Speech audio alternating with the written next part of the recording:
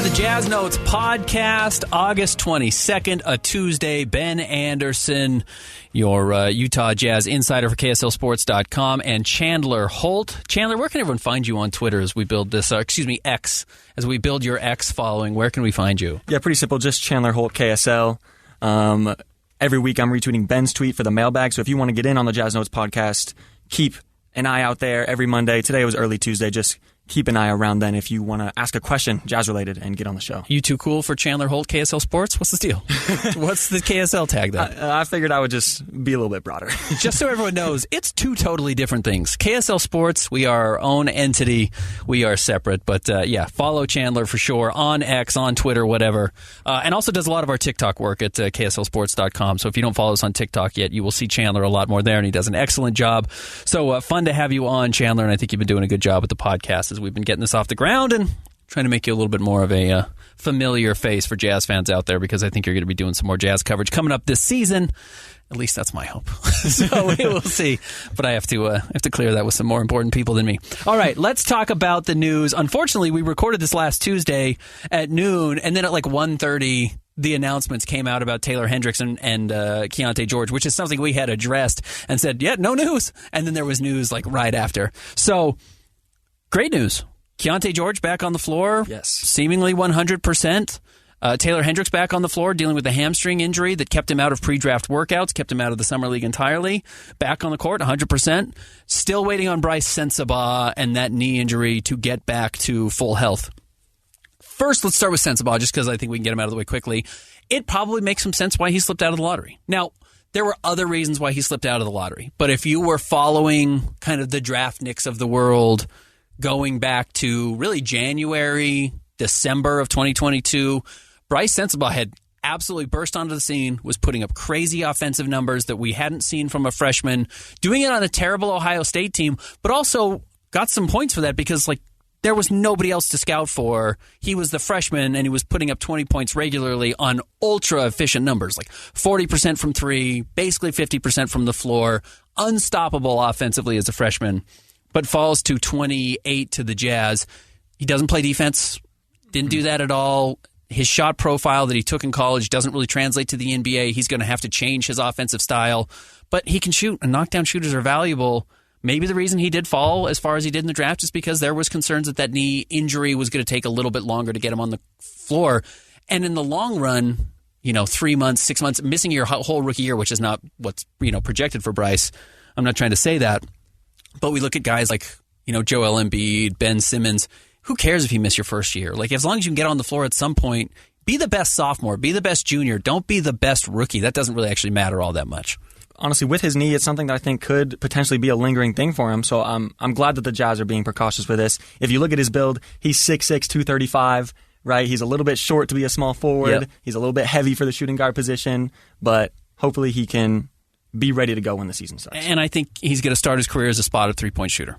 I think that's what he does. 100%. He's not a great playmaker. He can put the ball on the floor a little bit, but he's not going to be backing people down like he did at Ohio State, where he was just stronger than everybody else on the floor. He's going to be a spot-up three-point shooter, and then you hope the rest of that game comes along. And yeah, bring him along slowly. You don't actually need that to start the year. But let's get over to Keyonte George and Taylor Hendricks. I think the news about Keyonte is probably more encouraging than the news about Taylor. Not that it's not the same spot. Great, Taylor's going to be ready to play. I expected him to with the hamstring. But Keyonte George had rolled the same ankle twice. It ended his season at Baylor, or really hurt his season at Baylor, I should say. It didn't end it, but really hurt his season at Baylor. His inefficient numbers in college were largely due to his drop-off after that injury, even though it was really only 4 games that he had missed in late February, or played through in late February. And then you saw him healthy in the Summer League, and he was the best player in Summer League. I mean, he would have been the Summer League MVP had he stayed healthy. I think the Jazz probably would have won the title. Not that that means anything, but he gets hurt. They're not very good after that.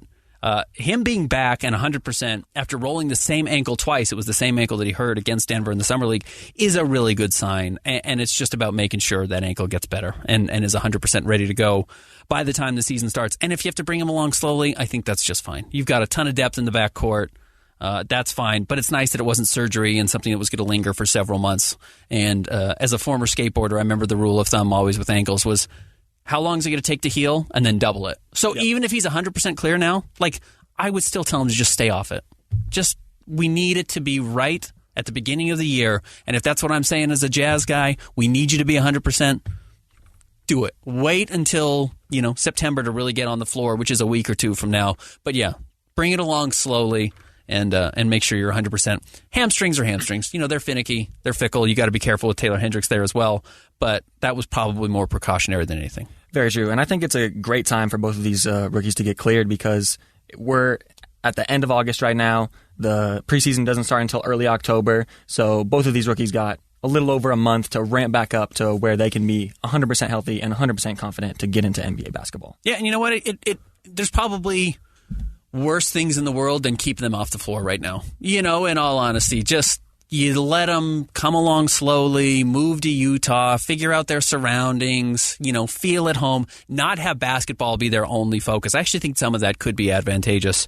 So hopefully that process ends up being beneficial, but good signs all around for the Jazz rookies. And I suspect that they'll get a big opportunity in preseason to prove themselves. I would be surprised if either of them make big impacts on the floor early in the year, but maybe it's an Ochai Agbaji-like situation where midway through the season, both Taylor Hendricks and Keyonte George find themselves in the rotation and getting an opportunity to play because I think they're both going to be really good players. I mean, I was surprised at how good Keyonte was already in Summer League. We obviously haven't seen Taylor. Everything I've talked to from the draft people I know said, he's going to take a while. He's a little further out than you may expect for most one-and-done kids.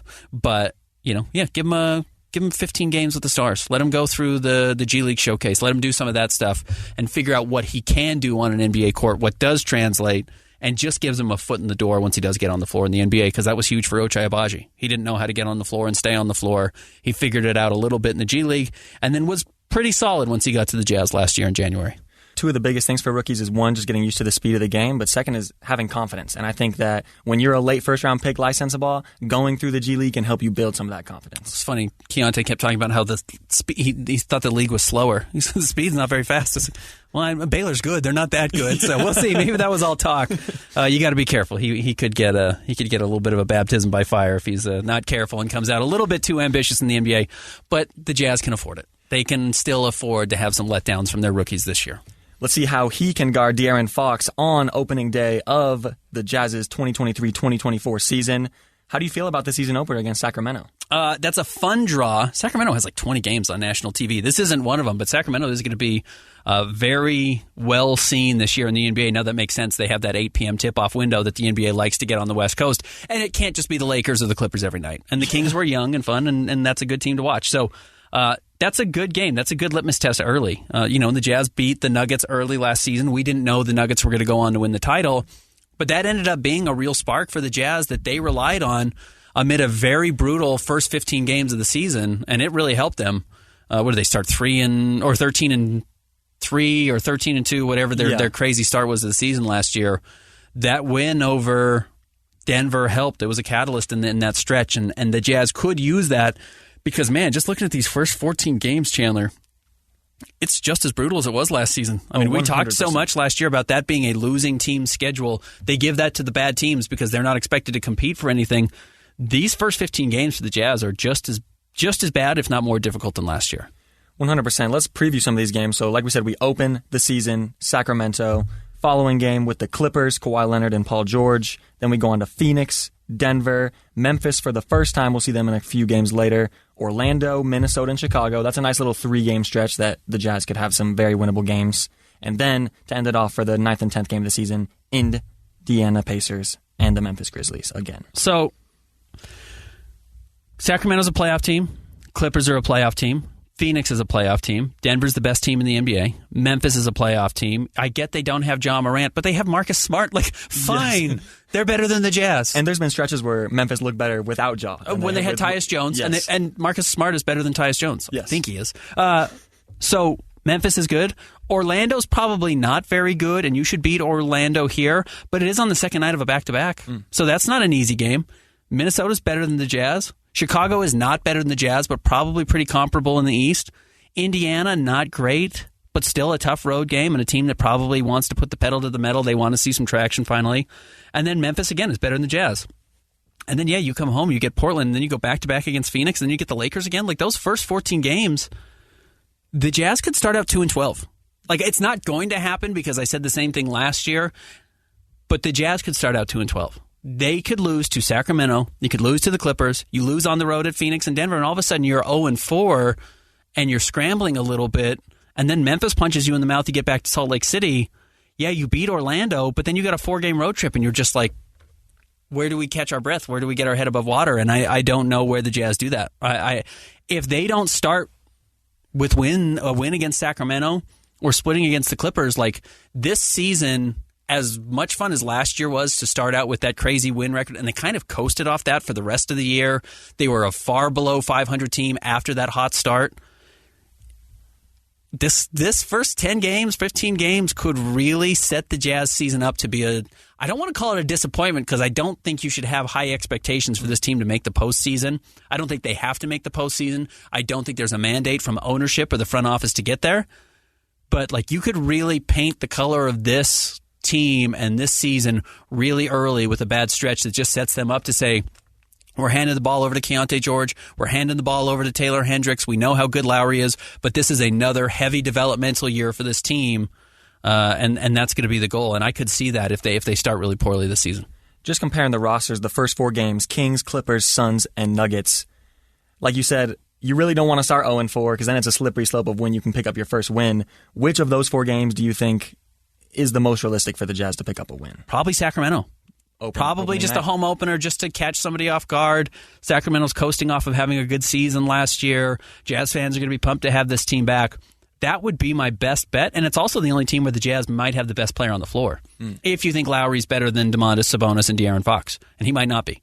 I think he's maybe. He's right in that conversation. I mean, last year all season was who's going to start in the playoffs or who's going to get that playoff, or excuse me, who's going to start in the All-Star game or who's going to get that All-Star bid. Is it going to be Sabonis or is it going to be Lowry Markkanen? I mean, those two are neck and neck with each other, and then De'Aaron's very good. So he's not better than Kawhi.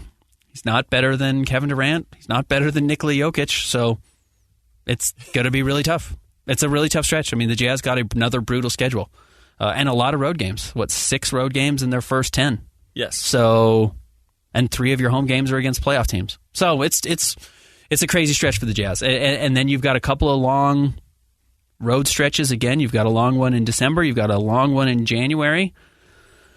I mean, the schedule after the All-Star break gets a lot easier, I think, and really February 1st on gets a lot easier, a lot more home games, but it's going to be a slog for a little while there. And if they're not ready to play right away, they could get sucked up in this tidal wave pretty quick. 100%. But Jazz fans, let's take a deep breath. We have some more stuff, more facts about the schedule. We'll get to Sunday home games in a second, but according to Positive Residual, which is a site that breaks down the NBA schedule and the calendar, Utah has the second easiest schedule by opponent record. Okay. They have tied for the least back-to-backs in the league with 13. That's good. And they travel the 10th fewest miles. That's good. Which is all good signs. Yep. But let's talk about the Sunday home games. First time since 2001, I believe, around then. Yeah, 2001. The Jazz played the Phoenix Suns here. It was January 21st. And I think, as you pointed out, they had some success in their last few Sunday home games. They won 4 straight Sunday home games. So that's good. The last time they lost, I think, was 99 to Shaq and the Lakers. So that was when the Jazz were good, and they were playing on NBC on those Sunday afternoon games. I remember watching those NBA on NBC growing up.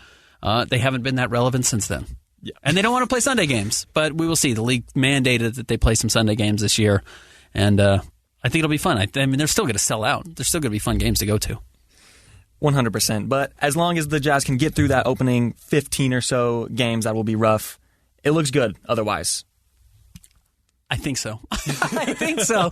Yeah.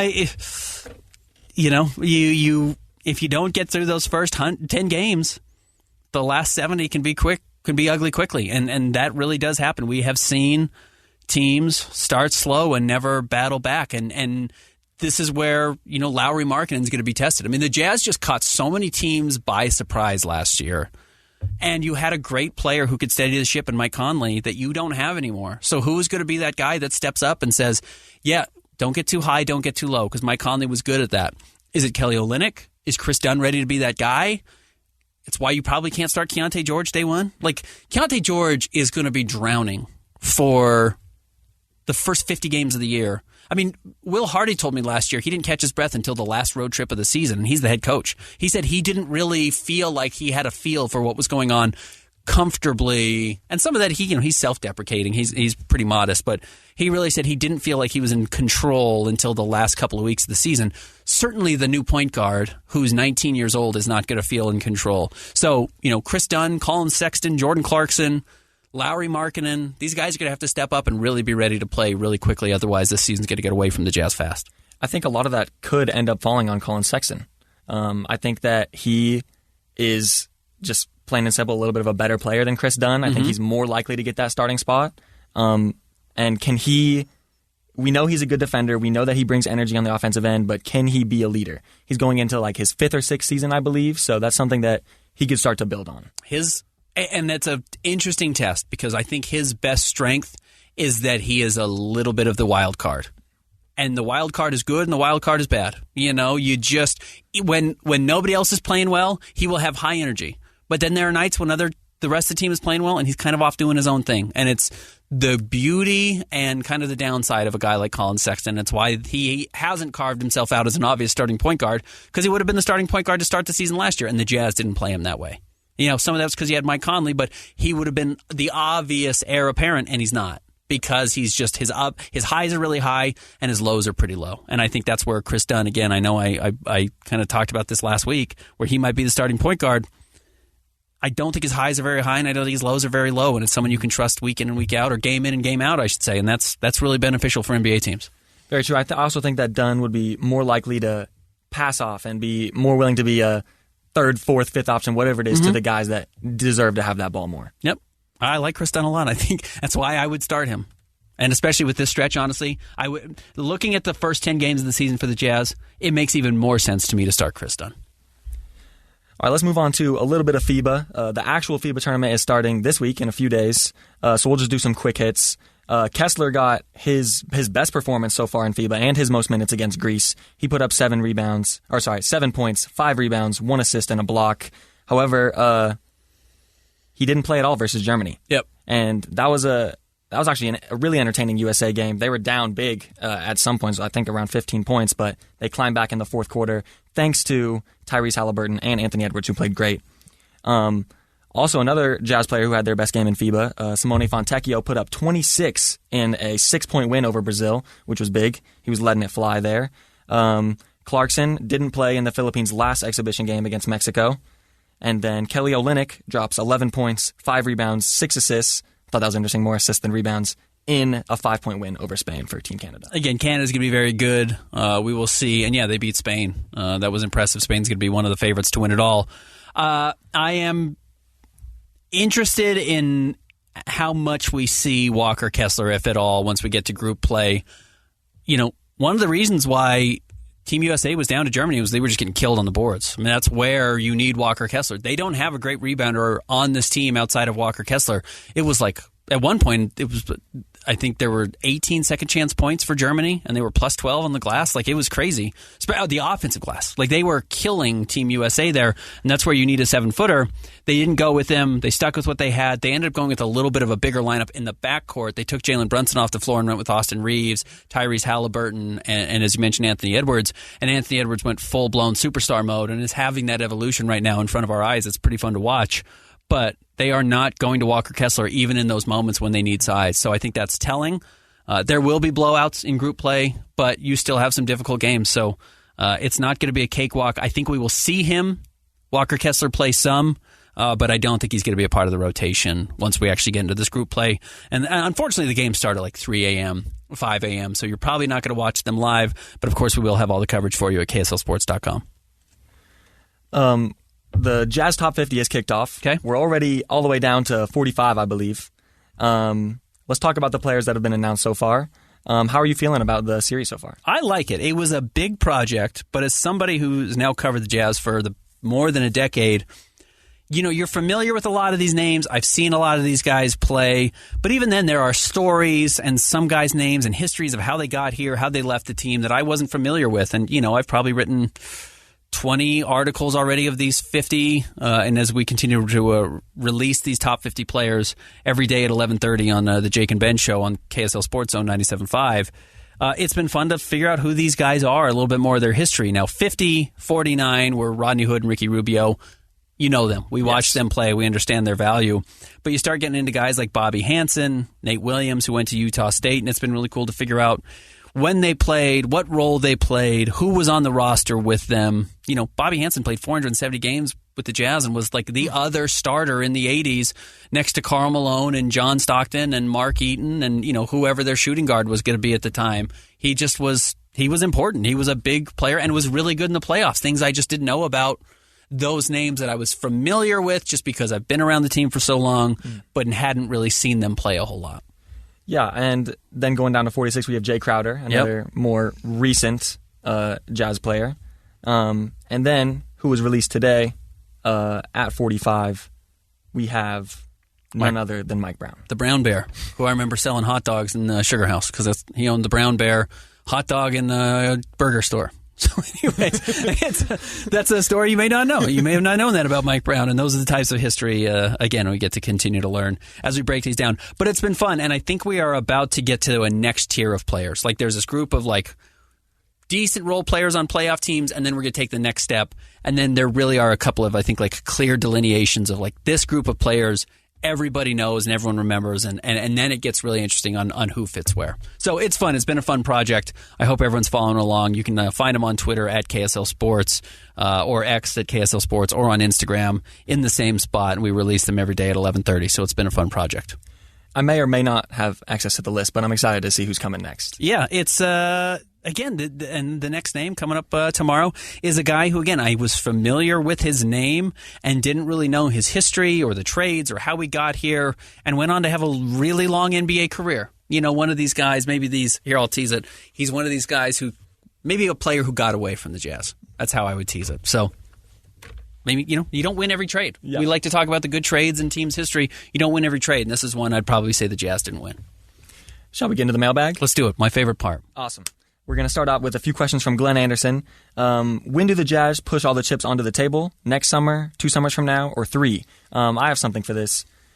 I think that when you're in a small market, that you have to draft somebody, or you'll have some opportunity presented to yourself, and then you capitalize on it. I don't think when you're in a smaller market, you're like, okay, in 2-3 years, we're going to go all out. I just don't think that's realistic for a lot of teams. Yeah, I don't think the Jazz are at a spot where this is game planned out yet. Now, at some point, you don't want to sit on your assets too long and just say, oh, man, we drafted all these players, and you kind of saw the realistic value of them, and if they don't hit, then they are not as good at trade pieces as just the idea of what if this draft pick is something, or where could this draft pick go? So you've got this delicate balance for Justin Zanuck and Danny Ainge right now of what they're going to do with all these future draft picks, because you're not going to make all of them, but you also don't want to give them away too early.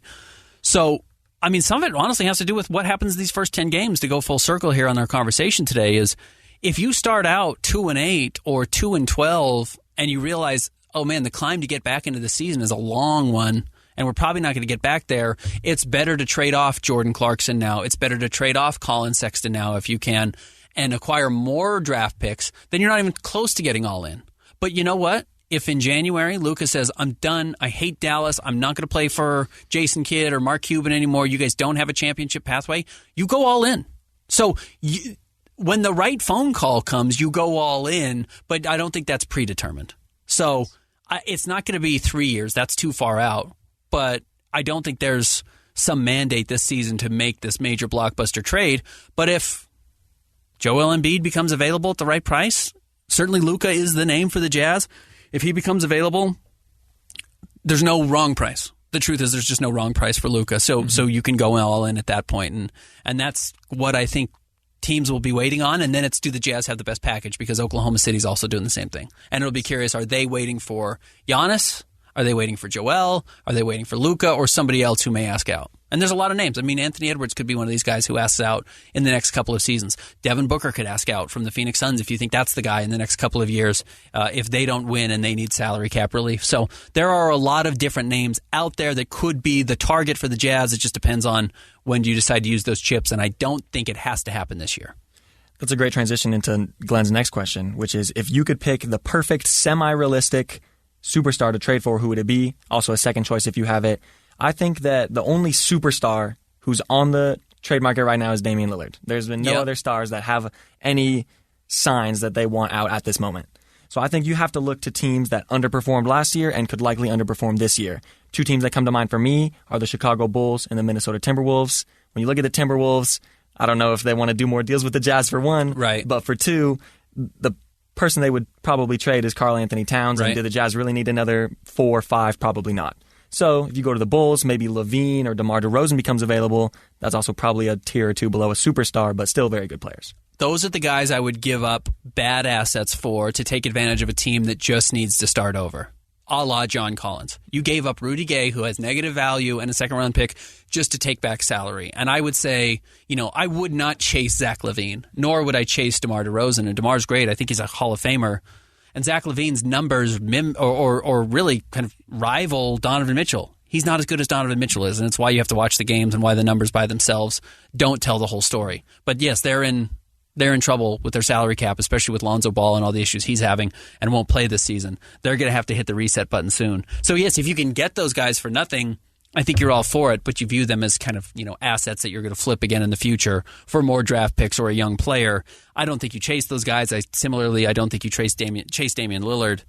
I do think you keep an eye on those other names. I actually think the best target for the Jazz would be Giannis Antetokounmpo. Mm-hmm. I would actually put him over Giannis. I just think he's a more complete player. Over Luka, excuse me. Giannis is better than Luka as far as a more complete player goes. But Luka's younger, has not hit his ceiling yet. There's an argument Giannis probably has hit his ceiling, and Luka's best basketball is still ahead of him. So if you can get Luka, that's your guy. But I would probably put Giannis at 1 and Luka at 2. I think a lot of Jazz fans were talking about Jaylen Brown before he became a $60 million man. And I don't know if that's because he signed long-term or if it's because of that money. But yeah, I mean, he's pretty flawed. I like his game a lot. He's really great. He can't dribble. He certainly cannot pass. Like, there are a lot of flaws in Jaylen Brown's game that are masked by the fact that he plays next to Jason Tatum, who does so many things so well and is a much better player than Jaylen Brown. And Jaylen's great. I certainly, it would be fun to cover a guy of his caliber, and there's a reason he's all NBA. But if he's the best player on your team, his value drops. Now, he probably wouldn't be. I think Lauri Markkanen's better than Jaylen Brown. So maybe he can still have some of those skills, and you can mask some of the things he can't do. But the Jazz already aren't a very good passing team. Yes. And nor are they a great ball-handling team from that position. So he wouldn't address those issues for you. And $60 million for a second option is not good. It's a lot business. of cash. Yeah. It's a lot of cash. All right, next question from Utah Jazz fan. Are the Jazz too deep? Should they trade some of their pieces that would be the third-string guys? Or is it nice to have the regular season depth? I don't think there's any bad depth on this Jazz roster. Like, I don't think there's a guy that is blocking the development of other players right now on this roster. And I could be wrong, and maybe we will see that pretty quickly once the season starts. If you decide, like, hey, Omer Yurtseven's really good and Kelly Olynyk's taking up his minutes for some reason, or Taylor Hendricks is great and has to be on the floor and Kelly Olynyk is taking up all this dude's minutes. I could see that a little bit. Or if you think Talen Horton-Tucker is in the way of the development of Keyonte George, but I don't think the Jazz feel a mandate to play Talen Horton-Tucker if Keyonte George is better. They will just play Keyonte George. I don't think there are these... Not that there's not egos in the locker room. There's egos in every locker room. These are NBA players. These guys are egomaniacs. They have to be to get to their level. But I don't see anyone out there who has to play because of their veteran status or their role on the team, or that they will be such a headache if they don't play, that could get in the way of the depth of the other young players. Maybe it's Colin Sexton. Maybe it's Jordan Clarkson. If you just said, well, those guys are really talented, make a bunch of money, and are, proven NBA players, and you would rather see Keyonte George out there. But I think there's enough minutes to go around. I do. I think there's going to be enough opportunity to find ways to play guys, rest guys, sit guys games. And I don't think you want to just throw your rookies out to the wolves for no reason and just let them get eaten up midway through the season. So I don't see that early on. I don't think the Jazz are too deep. I think they're fine. But again, by midseason, I bet they will consolidate somewhat to clear pathways for guys to step on the floor. And it may be Bryce Sensabaugh, it may be Taylor Hendricks, it may be Keyonte George, or maybe it's someone else totally different who we're not talking about enough here. Maybe Simone Fontecchio breaks through and is ready to play more. So I could see some of that happening, but I don't think they're there day one. Of everything you just said, I think most realistic would be Taylor Hendricks proving that he deserves minutes, and then Kelly Olynyk sort of falling by the wayside. And I think, as you pointed out, I believe last episode, Kelly Olynyk can be a quality role player on a contending team. Yep. Like, he has that. Really good. Yes. Every team in the West, every team in the East. I can't think of a team that doesn't need Kelly Olynyk in the playoffs. Even if it's for 6 minutes, 8 minutes. He's going to come in. He's going to commit some hard fouls. He's not going to lose the game for you. He might hit a huge three, and that's all you need. That's a really good, valuable player, especially on an expiring contract. Taylor Horton's on an expiring deal. So there are moves to be made, but nobody is serving as a roadblock on opening night. Thank you for tuning into the Jazz Notes podcast. You can find us anywhere that you find your podcast, any platform, or KSLSports.com. There's a little podcast tab, drop down, and you can find us there as well. Thank you, Ben. Yeah, we also write this up every Tuesday at KSLSports.com. So if you want to go back and revisit that, you can as well. And then find all of our Jazz coverage at KSLSports.com. And again, follow along with the Jazz 50 on X, on Instagram, at KSL Sports, and at Ben's Hoops. And we'll have that going up to opening night of the regular season.